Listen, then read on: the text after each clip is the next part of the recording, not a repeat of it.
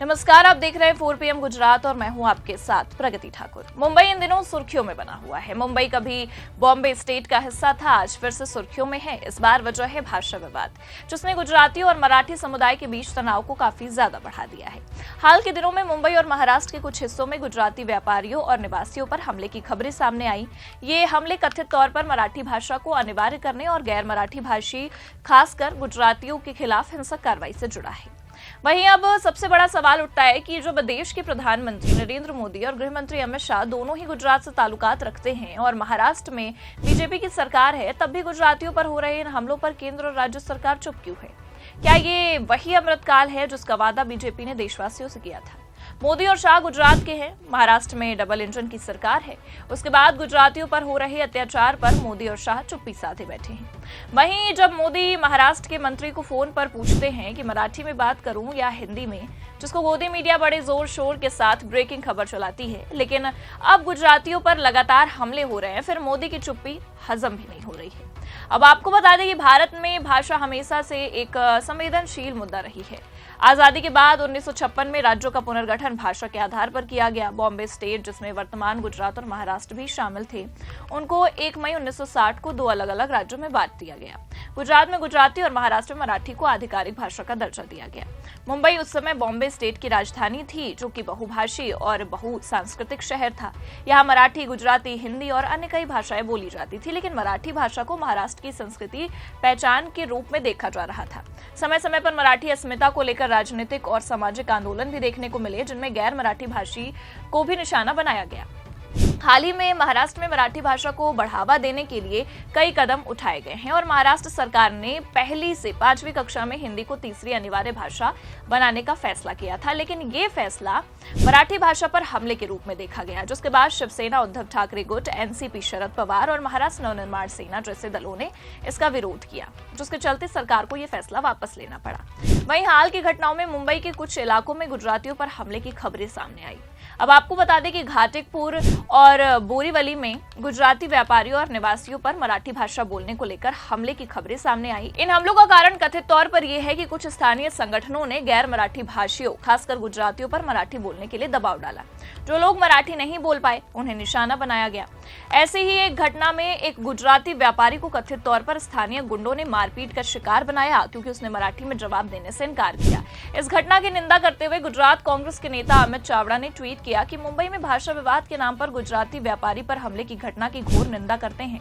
जब पीएम और देश के गृह मंत्री गुजराती हैं, महाराष्ट्र में भाजपा की सरकार है, तब भी सरकार में से किसी ने ना एक्शन लिया, न निंदा की। वहीं ये घटनाएं न केवल सामाजिक तनाव को बढ़ा रही हैं, बल्कि ये सवाल भी उठा रही हैं कि क्या बीजेपी की एक भारत श्रेष्ठ भारत की नीति सिर्फ नारों तक ही सीमित है?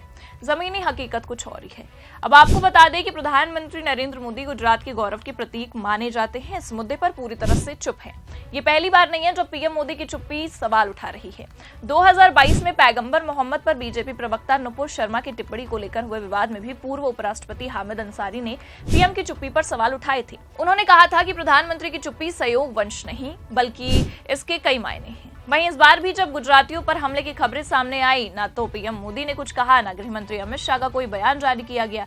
ये चुप्पी कई सारे सवाल खड़े करती है। क्या केंद्र सरकार महाराष्ट्र में बीजेपी की सहयोगी सरकार पर दबाव नहीं डाल सकती? क्या गुजरातियों की सुरक्षा बीजेपी के लिए प्राथमिकता नहीं है? क्या ये चुप्पी बीजेपी की रणनीति का हिस्सा है, ताकि मराठी वोट बैंक नाराज ना हो जाए? वहीं अब सवाल उठता है कि अपना वोट बैंक बचाने के लिए मोदी किसी भी स्तर तक जा सकते हैं। वहीं मोदी की चुप्पी के साथ ये भी साफ पता चल रहा है कि मोदी को देश की जनता की कोई चिंता ही नहीं है। उनको सिर्फ अपनी कुर्सी से प्यार है और अपनी कुर्सी को बरकरार रखने के लिए वो किसी भी हद तक जा सकते हैं। बता दें कि बीजेपी ने 2022 में आजादी के 75वें साल को अमृतकाल के रूप में प्रचारित किया था। ये वो दौर बताया गया जिसमें भारत विकास की नई ऊंचाइयों को छुएगा, सामाजिक सद्भाव बढ़ेगा और देश एकजुट होगा। लेकिन महाराष्ट्र में हो रहे भाषा विवाद और गुजरातियों पर हमले इस अमृतकाल की हकीकत पर सवाल उठाते हैं। महाराष्ट्र में बीजेपी की सरकार होने के बावजूद गुजरातियों के खिलाफ हिंसा को रोकने में नाकामी साफ दिखाई दे रही है। शिवसेना उद्धव ठाकरे के मुखपत्र सामना में बीजेपी पर तीखा हमला भी बोला गया है। इसमें लिखा गया है कि पीएम मोदी और अमित शाह ने गुजरात के स्कूलों से हिंदी को हटा दिया, लेकिन महाराष्ट्र में मराठी को मिटाने के लिए हिंदी को अनिवार्य कर रहे हैं। वहीं ये न केवल बीजेपी की नीतियों पर सवाल उठाता है, बल्कि ये भी दिखाता है कि भाषा जैसे संवेदनशील मुद्दे पर केंद्र और राज्य सरकारों के बीच तालमेल की कमी हो रही है। महाराष्ट्र में मराठी भाषा और संस्कृति को हमेशा से गर्व के साथ देखा जाता है। मुंबई में मराठी भाषी आबादी 44 लाख से अधिक है, जो शहर की कुल जनसंख्या का लगभग 20% है। लेकिन मुंबई एक कॉस्मोपॉलिटन शहर है, जहां गुजराती, हिंदी, तमिल, तेलुगु और बंगाली जैसी कई भाषाएं बोली जाती हैं। अब आपको बता दें कि गुजराती समुदाय व्यापार और उद्योग में महत्वपूर्ण भूमिका निभाता है, मुंबई की अर्थव्यवस्था का एक अहम हिस्सा भी है। फिर भी समय समय पर मराठी अस्मिता के नाम पर गैर मराठी भाषियों को निशाना बनाया जाता है। 2008 में महाराष्ट्र नवनिर्माण सेना के कार्यकर्ता ने गैर मराठी लोगों, खासकर उत्तर भारतीय और गुजरातियों के खिलाफ हिंसक प्रदर्शन किए थे। वहीं 2025 में ये मुद्दा फिर से तेजी से उभर रहा है और गुजरातियों को इसका खामियाजा भी भुगतना पड़ रहा है। वहीं विपक्षी दल कांग्रेस, शिवसेना, उद्धव ठाकरे और एनसीपी इस मुद्दे को लेकर बीजेपी पर हमलावर भी है। कांग्रेस नेता अमित चावड़ा ने कहा है कि गुजरात में बीजेपी के अध्यक्ष मराठी मूल के हैं, फिर भी उन्होंने इस मुद्दे पर कोई कार्रवाई नहीं की। ये दिखाता है कि बीजेपी के लिए सत्ता से ज्यादा कुछ नहीं। शिवसेना उद्धव ठाकरे ने इस मुद्दे पर फडणवीस सरकार को भी घेरा। सामना में लिखा गया कि हम हिंदी के खिलाफ नहीं है, लेकिन अगर हिंदी को मराठी पर थोपा जाएगा तो ये हमारी संस्कृति, पहचान पर हमला है। अब आपको बता दें कि महाराष्ट्र सरकार को गुजरातियों पर हमले करने वालों के खिलाफ तत्काल और सख्त कार्रवाई करनी चाहिए। ये न केवल कानून व्यवस्था को मजबूत करेगा, बल्कि अन्य समुदाय से भी विश्वास पैदा करेगा। केंद्र और राज्य सरकार को सभी समुदाय के बीच संवाद बढ़ाने की जरूरत है। भाषा विवाद को सुलझाने के लिए सामुदायिक नेताओं, सांस्कृतिक संगठनों और राजनीतिक दलों के बीच बातचीत होनी चाहिए।